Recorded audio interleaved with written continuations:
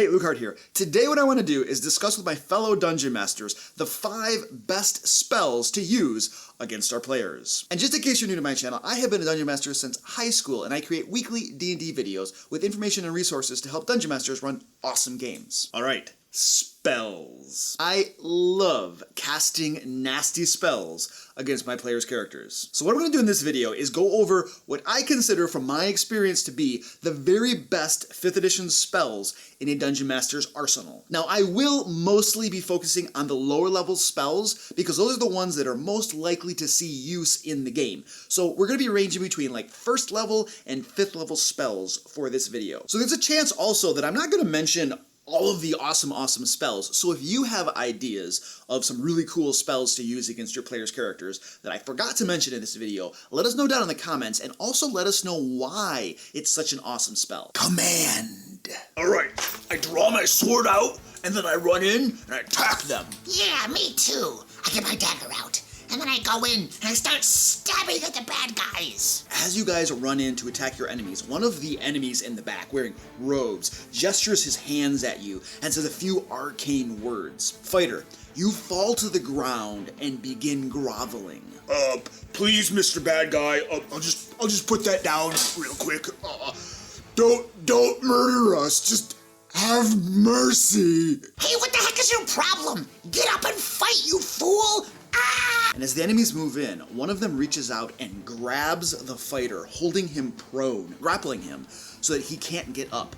And then the other enemies circle around him and start smacking him with big, nasty sticks. Hey, that's not very nice now. Ow, that hurts. Holy crap! When are you gonna suck so bad at wisdom saves, Mr. Fighter? Alright, so our first awesome spell to use against our players' characters is Command. Now, it is a 1st level spell, does not require concentration, and basically there are, if the target fails a wisdom save, there are a variety of things that you can command the target to do. The best one, in my opinion, is Grovel. Grovel is absolutely, hands down, amazing. Grovel will cause the target on his next turn to fall prone and basically lose his entire action. He can't do anything on that round. And remember too, that you can upcast Command so that you can get additional targets. If you cast it at level 3, for instance, you can hit 3 of the PCs, which means that at least one of them probably fails. And one of the things you definitely want to do when you use this against your players is have your enemy spellcasters target the fighter types, the melee types, fighters and barbarians. Enemy spellcasters are not morons. They know that those types of targets are likely to have bad wisdom saves and thus fail. And if there's any, questions about whether that's metagaming or something on the part of the Dungeon Master, you know darn well that your players do the exact same thing when they're planning their attacks and their spells. They target creatures that are likely to have bad saves. We all know this, so there is no reason the Dungeon Master cannot also play that game. And then, once you get 1 or 2 of the PCs to fall prone, you want to have your melee combatants move forward to attack them with advantage because they are prone on the ground. And if you want to get really nasty, and I like nasty, then have one of the enemies move forward and grapple the prone fighter or barbarian, if he can succeed on the grapple check. And that will cause that prone PC to not be able to stand up because his movement has been reduced to 0. And then all of the enemies just kind of gather around and start beating on him. You could quite easily have an enemy spellcaster spam this spell for an entire encounter, which is probably like 3 rounds or something like that. And that would be absolutely amazing fun, at least for the Dungeon Master. Hold person. Oh yeah, Command really sucks, but what are the chances that these enemies do the same thing? I run forward and attack. Yeah, there's no stinking way they're gonna do the exact same thing. Attack it is! As you rush forward, one of the enemies in the back begins wiggling his fingers and spouting arcane phrases. Oh crap, are you kidding me? Not again! I think I just messed myself. The enemy spellcaster finishes his spell. Fighter, rogue, you find your entire body freezing up and you cannot move. You are paralyzed. As the wizard, this does not bode well for me. Slaughter them all of them. Number 2 awesome spell is hold person. It is a level 2 spell, and if the target fails his wisdom save, he is paralyzed, and paralyzed is bad, bad, bad. Melee attacks against a paralyzed creature have advantage and are automatic critical hits. That is super, super nasty. And also remember that you can upcast the spell at 3rd or 4th level to try to hold additional player characters. Because if you're gonna be nasty, why hold back? And again, we're using similar tactics. Enemy spellcasters are going to target fighters and barbarian types, rogues perhaps. Those they know have low wisdom saving throws. And then you have your enemies surge forward, gang up on just one of the paralyzed characters and drop him really fast. And if that seems too mean for you, well, ask yourself, what would your players do to your bad guys?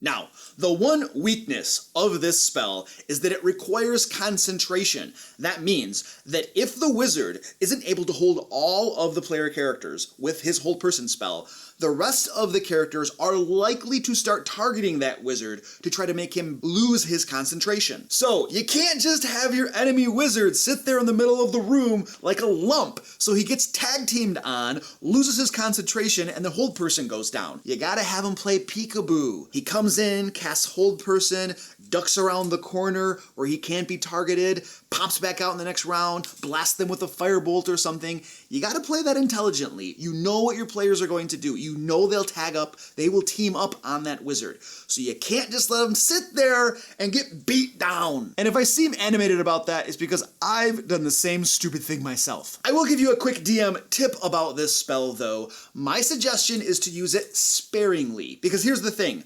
Taking a player out of a combat for 2 or 3 rounds with nothing to do is boring for that player. So just consider that, right? You don't want to have your players bored out of their minds while you're cackling with glee. Although I do totally get that cackling with glee as a dungeon master is lots of fun. Spirit Guardians. The door bursts open, and big nasty orcs run into the room. Toward the rear is a shaman, and evil dark spirits swarm around him and begin to fill up the entire room. Oh, well, that doesn't feel good. Ow! That spirit poked me. Get him away! Yeah, what the heck is this crap? I can barely move! Yes, this is a very bad spell. I suggest a tactical retreat. A slow tactical retreat. Alright, number 3 awesome spell is Spirit Guardians. This is a 3rd level spell. It does require concentration, but it lasts for 10 minutes. Basically what the spell does is it causes spiritual, things to swarm around the caster at a radius of 15 feet. That's a pretty darn good radius. And then any enemies that come within that radius, they're going to have 2 things happen to them that are pretty darn nasty. First of all, they're going to take some damage every single time they enter that area or they end their turn in that area.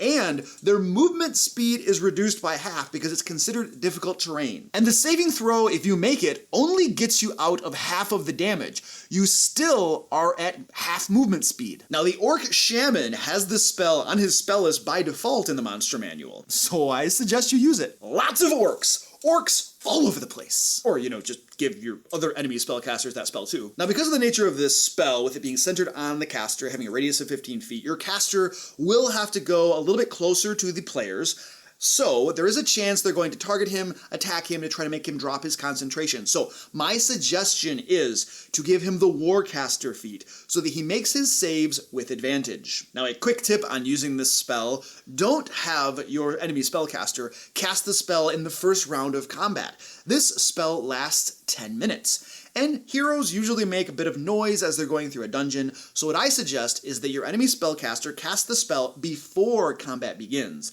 That way, he can come into the combat with the spell already running and then start attacking them or casting other nasty spells like Command, for instance, that don't require concentration. You see what we're doing now? Now we are taking some of the best spells and we're tag teaming them up on the players. Whew! It's going to be a nasty day for them. Now, of course, what you will need to do is have your enemy spellcaster be somewhat close to the players so that the spirits envelop all of them, but not in the front line, because remember, you don't want to have him get targeted and attacked. I mean, besides the damage this spell does, one of the reasons I love this spell is that it reduces the player character's movement in the combat, and reducing movement and controlling the battlefield in that way is huge. Counterspell. Goblins. hordes of goblins swarming at you. What do? I cast Fireball on the horde of goblins, scorching them to nothingness. Oh yeah, that's what I'm talking about. We're gonna burn those goblins up. Oh, heck yeah. As you begin casting Fireball, one of the goblins waggles its fingers, and your spell fizzles out. Wait. Can they do that? Yes, I believe they can. Oh, crap. This is really bad. All right, moving right along. Number 3 on our list is Counterspell. This thing is one of my favorites. It is a 3rd level spell.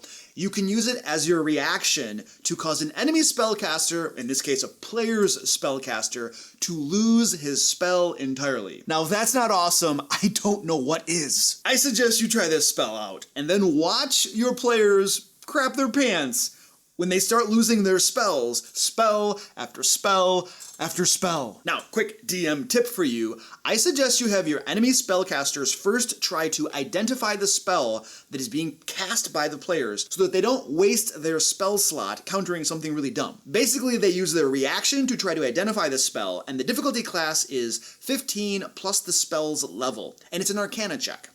And if your enemy spellcaster passes that check, then he knows what the spell is, and he can decide whether to counter it or not. And I have made it a house rule in my games that if you use your reaction to identify a spell, you can use that same reaction to also cast Counterspell if you wish to. Now, the only caveat here is that as a dungeon master, it is going to require you to avoid metagaming on this, because almost assuredly, your players have already told you the name of the spell that they're casting, so you as a DM know what it is, but your enemy spellcaster doesn't know what it is. So this is going to require clever role-playing on your part to not metagame the crap out of that. This is the way I do it in my games, so that I personally can avoid using out-of-character knowledge in character when I'm role-playing an enemy spellcaster. I will always try to identify the spell.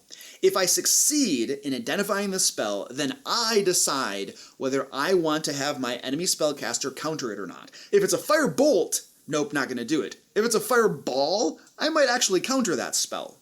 However, if I fail to identify the spell with my enemy spellcaster, then what I will do is always counter it. I will assume that if the spell is so powerful that I couldn't identify what it is, that it's probably bad and I should counter it anyway. And just in case you're wondering, if your enemy spellcaster casts Counter Spell on your player's fireball, yes, your player can use his reaction to counterspell the counterspell and then continue casting the fireball. Your players will catch on to that pretty quick. Of course, then the counter to the counter to the counter is that the dungeon master is also using counterspell to counterspell the counterspell.